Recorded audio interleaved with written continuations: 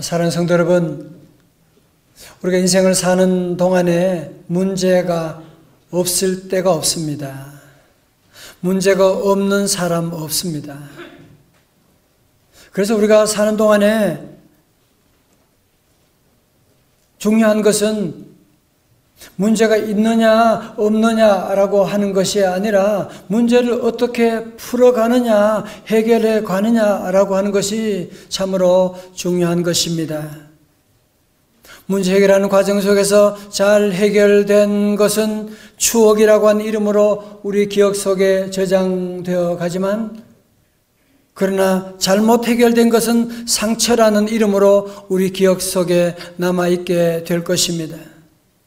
그런데 문제는 상처라고 하는 것이 잘 지워지지 않는다고 하는 사실입니다. 세월이 지났는데도 불구하고, 잊어버린 줄 알았는데 불구하고 다시 어떤 사건이 일어나게 되면 그때의 일들이, 그때의 그 아픔이 다시 생생하게 다시 살아나게 되는, 다시 울분이 솟아나게 되는 그런 아픔을 겪을 때가 많이 있지 않습니까? 그래서 우리가 사는 동안에 어려운 일을 당하게 되면 그것 때문이야.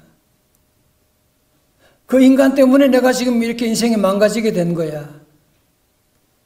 그러면서 또 다른 2차 피해를 우리가 당하게 되는, 여러분, 그러므로 우리 안에 이런 치유되지 않는 이 상처를 여러분이 그냥 두고 넘어가시게 되면 이게 문제가 끝난 것이 아니고 해결된 것이 아니기 때문에 어느 순간 다시 그 아픔이 터지게 되어서 우리 자신만이 아니라 우리 가족들에게도 상처를 주게 되고, 회사 일할 때 회사에도 상처를 주게 되고, 큰 어려움을 주게 되고, 우리의 미래를 어둡게 만들어버리고 말게 될 것입니다. 여러분, 여기서 발생되는 2차 피해는 올바른 판단 대신에 자꾸 왜곡하게 되는, 디스토션이라고 하는 왜곡하게 되는 그런 현상을 우리가 열등감이다, 우월감이다라고 말할 수 있겠습니다만은, 한마디로 말하면 뭐든지 자꾸 삐딱하게 보는, 부정적인 사고를 하게 되는, 사람들 대할 때도 무슨 일을 할 때도 항상 부정적인 삐딱하게 일들을 보니까 점점 삐딱하게 일이 나갈 수밖에 없게 되는 것이거든요. 여러분, 그래서 우리 안에 치유받지 못한 이 감정을 여러분이 그대로 두면 절대로 안 되는 것이거든요. 자, 그렇다면 우리 성도 여러분, 우리가 이 과거의 상처로 말미암아 오는 피해를, 추가 피해를 방지하기 위해서는 어떻게 하면 좋을까요? 정말 우리의 과거의 아픔을 이제는 과거로 그냥 돌려보낼 수가 있다면 얼마나 좋겠습니까? 우리가 과거를 과거로 돌려보내는 방법이 있는데 그 방법이 무엇이냐 하면 그것이 바로 용서라고 하는 것입니다. 용서하게 되면 용서만이 과거를 과거로 돌려보낼 수가 있을 것입니다. 그런데 예수님의 제자 가운데 예수님의 십자가 사건으로 가장 큰 상처를 입었을 사람이 누가겠어요? 아마 베드로가 상처를 가장 많이 입지 않았을까요? 그죠? 예수님은 제자들 가운데서도 가장 베드로를 사랑하시고 수제자로 불러주시고, 변화산에 올라갈 때에도, 겟세마네 동산에 기도하러 갈 때도 다른 제자들은 몰라도 베드로만은 꼭 데리고 가시고, 베드로에게 얼마나 많은 훈련을 하고 많은 칭찬을 해주고 반석이라고 불러주기도 하셨는데, 그 사랑의 결과가 무엇입니까? 예수님이 로마 군병에 붙잡혀서 빌라도 재판정에서 재판당할 때 어쩌면 예수님이 가장 위로를 필요할 그 당시에 수제자라고 하는 베드로가 해서는 안 되는 가장 끔찍한 실수를 저지르고 말하는데요. 그것이 바로 마태복음 26장 72절을 보게 되면 베드로가 맹세하고 또 부인하여 이르되 나는 그 사람을 알지 못하노라 하더라. 한 번, 두 번이 아닙니다. 74절에서는 그가 저주하며 맹세하여 이르되 나는 그 사람을 알지 못하노라니 곧 닭이 울더라.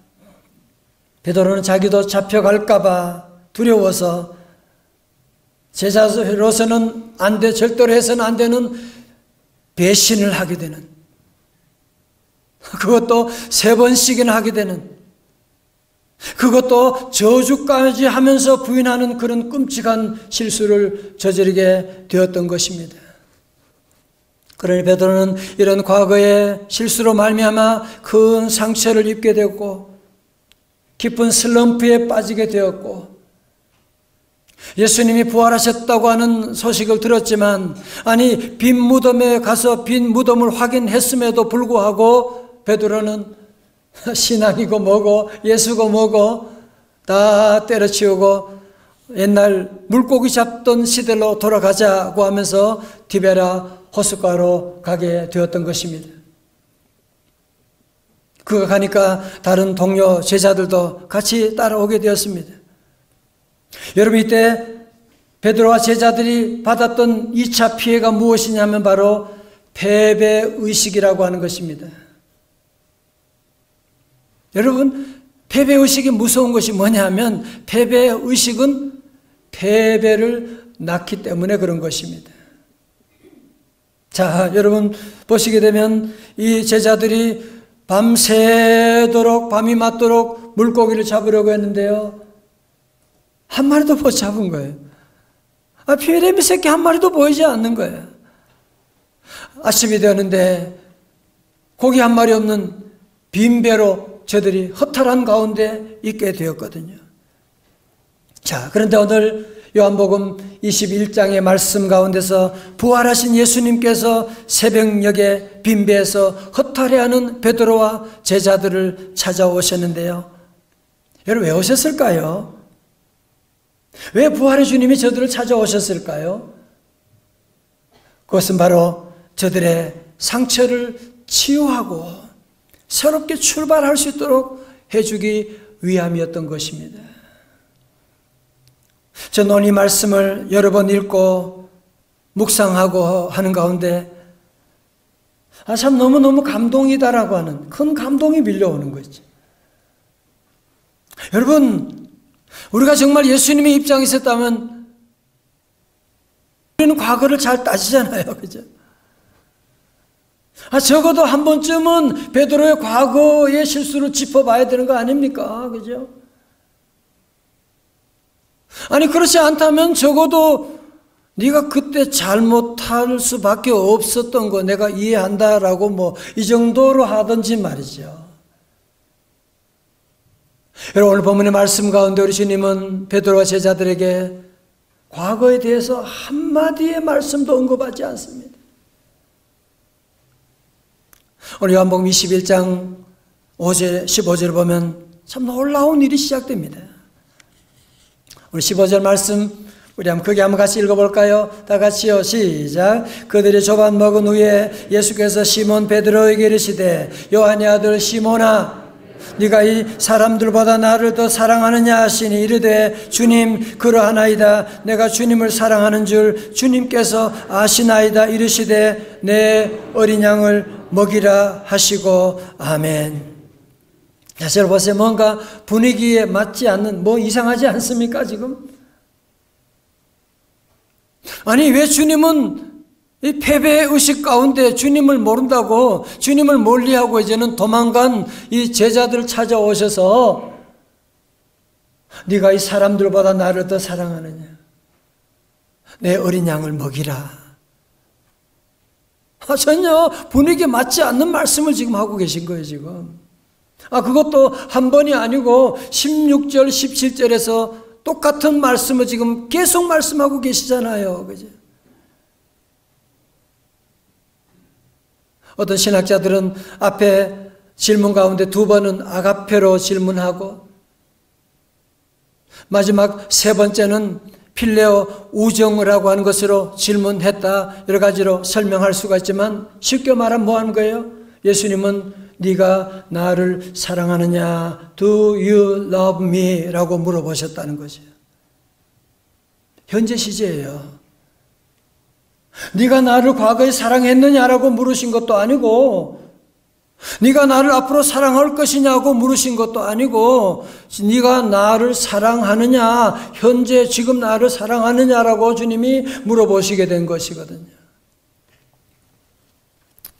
성도 여러분, 그렇다면 왜 예수님은 베드로에게 네가 나를 사랑하느냐라고 물어보신 걸까요? 여러분, 인간적으로 생각한다면 우리 예수님도 자신을 배반한 이 베드로의 사랑을 받고 싶어서 이런 말씀했겠어요? 나를 버리고 배반한 그 사람을 찾아가서 제발 나를 좀 사랑해 주세요라고 얘기할 사람이 세상에 어디 있습니까? 아니, 여러분은 아내에게 혹은 남편에게 여보 자기 나 사랑해 언제 그거 물어봅니까? 물어봅니까? 언제 물어봐요? 사랑하니까 그렇게 물어보는 거지. 내게 사랑하는 마음이 없다면 꼴도 보기 싫어. 같이 밥 먹기도 싫어. 여러분, 그런데 우리 예수님은, 부활의 주님은 저들을 찾아오셔서 숯불에 생선과 떡을 올려놓고 구워서 제자들에게 먹으라고 말씀하시고, 무슨 얘기하는 거예요? 우리 주님은 이미 말씀으로뿐 아니라 저들을 행동으로 용서하셨다라고 하는 것을 보여주고 계신 것이 아니겠습니까? 그리고 3번씩이나 네가 나를 사랑하느냐라고 물어보신 것은 무슨 얘기예요? 우리 주님은 3번씩이나 내가 너를 사랑한다고 하는 진한 고백을 지금 하고 계시는 그 주님의 사랑 고백, 오늘 저와 여러분을 향한 것인 줄로 믿습니다. 여러분 뿐만 아니라 주님께서는 내 어린 양을 먹이라, 내 양을 치라, 내 양을 먹이라고 주님께서 말씀하셨는데, 아니 무려 3번씩이나 말씀하셨는데 그 이유가 무엇이겠습니까? 그것은 우리 주님의 관심은 베드로의 과거가 아니라 미래에 있다고 하는 것을 말씀하고 있는 것이거든요. 지금 베드로는 과거의 상처로 말미암아 쩔어 있는 슬럼프 가운데 있지만 우리 주님은 더 이상 과거를 묻지 않으시고 이제 앞으로 너는 내 어린 양을 먹이라고, 내 양을 치라고, 내 양을 먹이라고 주님은 다시 한번 저에게 비전과 기회를 허락해 주시게 된 것이 아닙니까?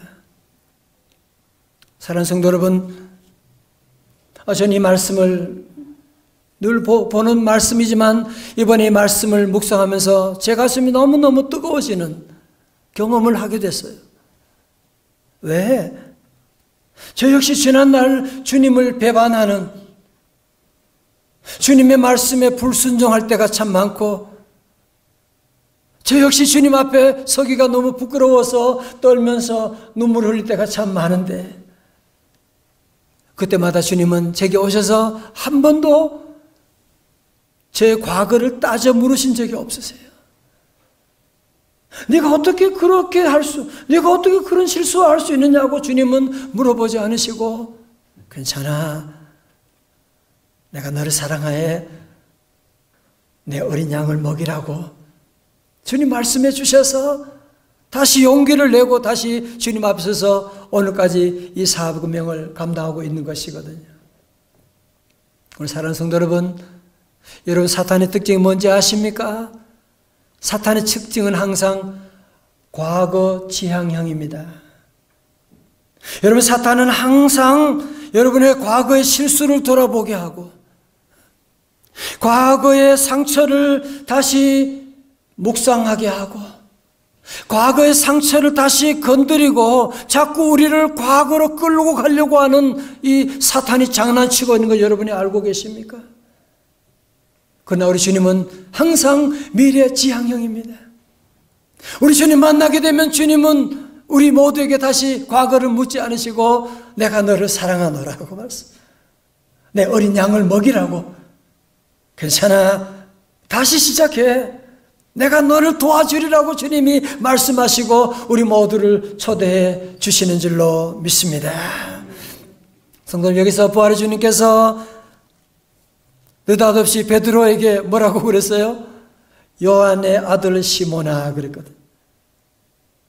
여러분, 요한의 아들 시몬이라고 하는 이름은 이 베드로가 시몬이 예수님을 처음 만났을 때 디베랴 바닷가에서 3년 전에 만났을 때 그때 원래 옛날 이름이 시몬이었거든요.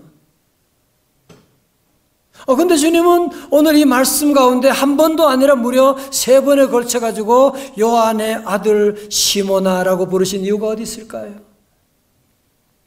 여러분, 그것은 너는 반석이라고 하는 베드로라고 하는 이름의 자격이 없어. 그래서 요한의 아들 시몬아라고 주님이 부르신 것이 아니라 주님은 다시 베드로 만남을 통해서 과거의 모든 실수를 다 지우개로 다 지워주시고 다시 옛날로 다시 돌아가서 옛날에 그런 마음으로 만남으로 다시 우리 모두 새롭게 시작하지 않겠느냐고 주님이 말씀하고 있는 것이 아니겠습니까? 사랑하는 성도 여러분, 이것은 베드로만이 아니라 오늘 저와 여러분 주님이 찾아오시고 상처투성이 있는 저와 여러분에게도 더 이상 과거의 아픔 가운데 매여 있지 말고 자꾸 과거로 돌아가지 말고 이제는 나와 함께 어린 양을 돌보며 미래로 함께 나아가자고 저와 여러분을 초청하고 계신 줄로 믿습니다. 제가 작년에 예수님이 부활하셔서 베드로를 만나신 거기서 네가 나를 사랑하느냐라고 하는 고백을 함께 했던 그 디베랴 바닷가로 간 적이 있었는데요. 사진에 보는 것처럼 이곳에 가서 함께 우리가 불렀던 찬송이 갈릴리 바닷가에서 주님은 시몬에게 물으셨네. 주님은 광호에게 물으셨네. 사랑하는 아들아, 넌 날 사랑하느냐? 오 주님, 주님만이 아십니다.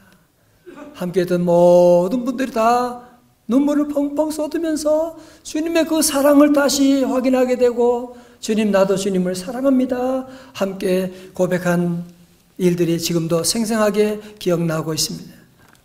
여러분, 그렇습니다. 우리 성도 여러분, 누가 뭐라고 해도 지금 여러분의 모습이 어떻다고 할지라도 천지를 창조하신 여호와 하나님 예수 그리스도의 사랑받는 존귀한 분이심을 여러분이 잊지 마시기를 주님의 이름으로 축원합니다. 그리고 여러분 옆에 계신 분들 한 분 한 분은 예수님의 피로 값주고 사신 존귀한 분이라고 하는 것을 여러분이 잊으시면 안 됩니다. 여러분, 이것이 왜 중요합니까? 여러분, 베드로와 똑같이 큰 실수한 사람이 가룟 유다가 아닙니까? 그죠? 베드로는 예수님을 모른다고 무려 3번이나 부인하고 가룟 유다는 예수님을 은삼십이 팔아넘긴, 물론 차이는 있겠지만 다 비등비등하게 다 엄청난 실수한 것은 다 같은 것인데, 여러분, 그런데 베드로와 가룟 유다의 가는 길이 달라도 완전히 달라진 이유가 어디가 있을까요?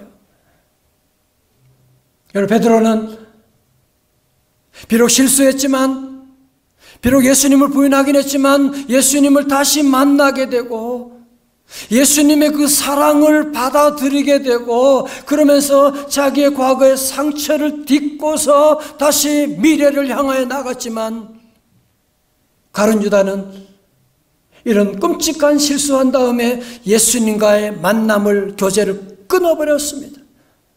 예수님의 사랑을 받아들이지 않습니다.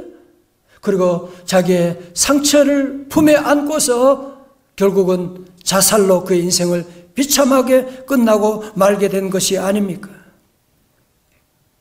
사랑하는 성도 여러분, 오늘 이 말씀의 제목도 제가 기도하는 가운데 하나님이 제게 주신 우리 성도들에게 이 말씀을 꼭 전해주라고. 왜 많은 사람들이 다 과거의 실수로 말미암아 자존감이 지금 무너져 있는 성도들이 지금 많이 있는데 우리 주님은 오늘 이 말씀을 통해서 아니야, 내가 너를 사랑한다니까 다시 시작해 라고 말씀할 때 우리 성도들은 가룟 유다처럼 내가 얼마나 큰 잘못했는지 모르고 나는 아니야 라고 돌아서지 마시고 베드로처럼 뻔뻔하게 주님 감사합니다. 나도 주님 사랑합니다. 나도 이제는 다시 과거가 아니라 미래로 향해 나아가겠습니다. 응답하는 모든 성도들 다 되시기를 주님의 이름으로 축원합니다. 제가 얼마 전에 성화를 보다가 우연히 성화를 보다가 한 그림에 시선이 꽂혀지게 됐어요. 우리가 잘 아는 그림이에요. 이 성화를 보는데요, 예수님 베드로가 물 위를 걸어가다가 물에 빠진 얘기 다 잘 아는 거죠. 그런데 이 그림을 보는데 손을 보게 됐어요. 자, 여러분 손 한번 보세요. 지금 베드로가 예수님의 손을 잡았나요? 아니면 예수님이 지금 베드로의 손을 잡고 계신가요? 예수님이 물에 빠진 베드로의 손을 잡고 계시다고 하는 사실. 이 말씀을, 이 그림을 보는데 제게 눈시울이 뜨거워지게 되는 거예요. 그렇구나. 여러분, 우리가 지난 한 주간만 돌아보아도 내가 잡은 주님의 손 얼마나 잡았다가 놓았다가 기도했다가 안 했다가 온탕 nen탕 왔다 갔다 하는 우리의 신앙생활이었는데, 그러나 우리 주님은 여러분을 절대로 놓치지 않으십니다.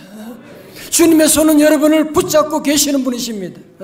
시편 37편 4절의 말씀 다 같이요. 스크린에서요. 시작. 그는 넘어지나 아주 엎드러지지 아니하면 왜요? 여호와께서 그의 손으로 붙드심이로다. 다 같이 아멘.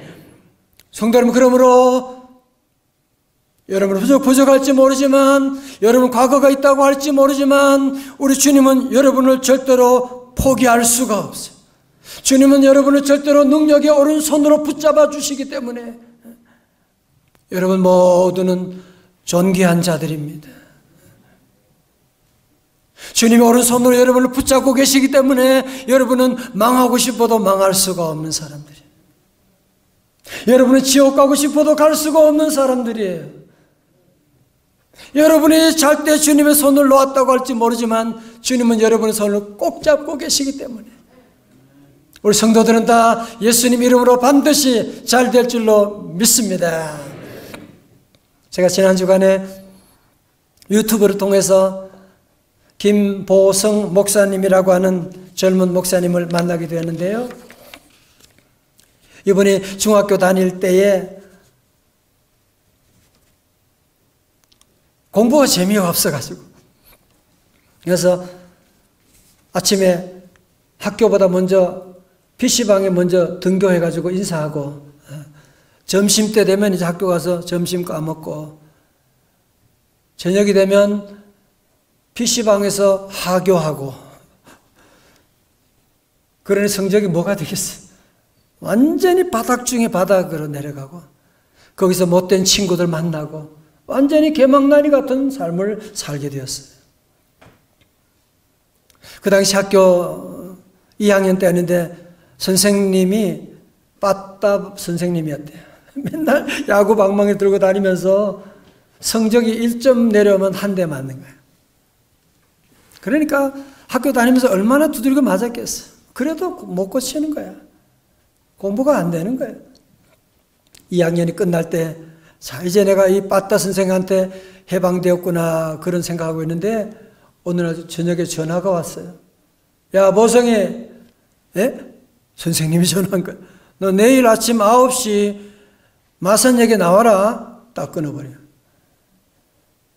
뭐야, 이거. 그러나 너무 무서워가지고, 아침에 보따리 싸들고 이제 마산역에 나가니까, 얼마 있다 보니까 다른 친구들이 3명이 또 오는 거야. 다 반에서 꼴등, 문제아들, 뭔가 심상치 않잖아요, 분위기가 지금. 우리 어디 가는데요? 거제도로 간다. 한 친구, 똑똑한 친구 하는 말이, 너 거제도 뭔지 아나? 거기 거제도 가면 포로 수용소가 있다. 선생님이 지금 우리 문제 아들을 포로 수용소에 집어넣고 오면 우리는 어떻게 하노? 그러면서 막 함께 막 엉엉 울고 있는데, 거제도 도착해서 선생님이 저들을 포로 수용소로 데려가는 것이 아니라 해금강 유람선을 태워주는 거예요. 너무너무 깜짝 놀라게 된 거예요. 배를 타고 가는데 선생님이 한마디 하는 거예요. 얘들아, 너희들은 청소년이잖아. 풀을 청자 청소년인데 PC방에 가서 그렇게만 있으면 안 되고 이제 하늘을 보고 바다를 보고 미래를 보고 그런 말씀하셨대. 시간이 지나서 배가 고파가지고 배가 고픈데요. 그러니까 횟집에 데려가더래요. 회가 지금도 비싼데 아이들 데리고 젊은 애들 데려갔으니 얼마나 마음껏 먹어라. 회를 잔뜩 먹어.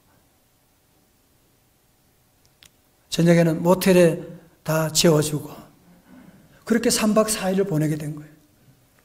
나중에 알고 보니까 이것도 선생님이 공금을 한 것이 아니라 사비를 들여가지고 3박 4일 끝나고 집으로 돌아오는 버스에 타서 제일 뒷자리에 앉아가지고 다 입을 닫고 가만히 있는데 궁금할 거 아니에요, 그죠? 아니 선생님이 왜 우리한테 왜 이렇게 잘해주는? 학생이 물어본 거예요.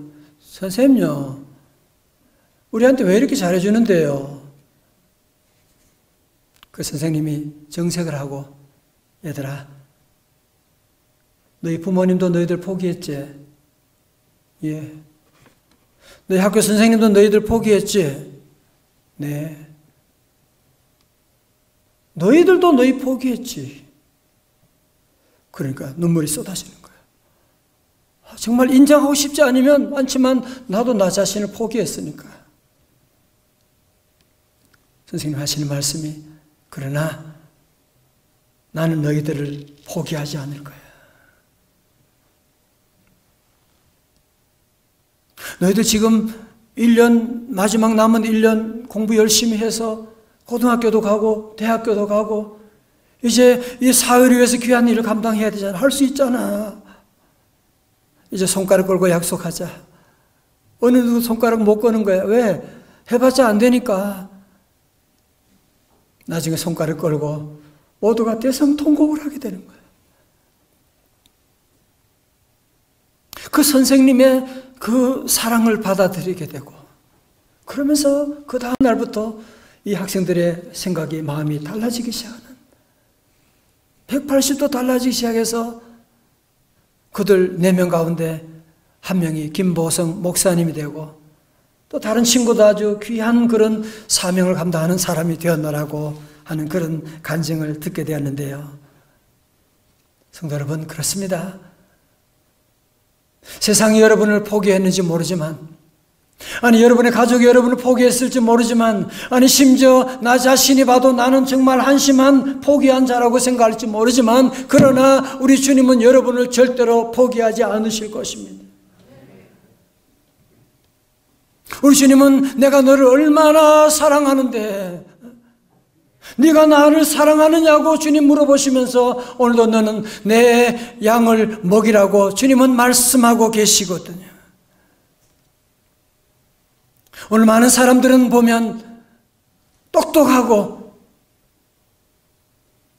대단한 그런 복을 받았으면서도 불구하고 과거에 매여 있는 사람들, 과거의 상처 가운데 앞으로 나가지 못하는 사람들, 과거에 묶여있는 이런 모습들이 얼마나 우리 안에 많은지 모릅니다.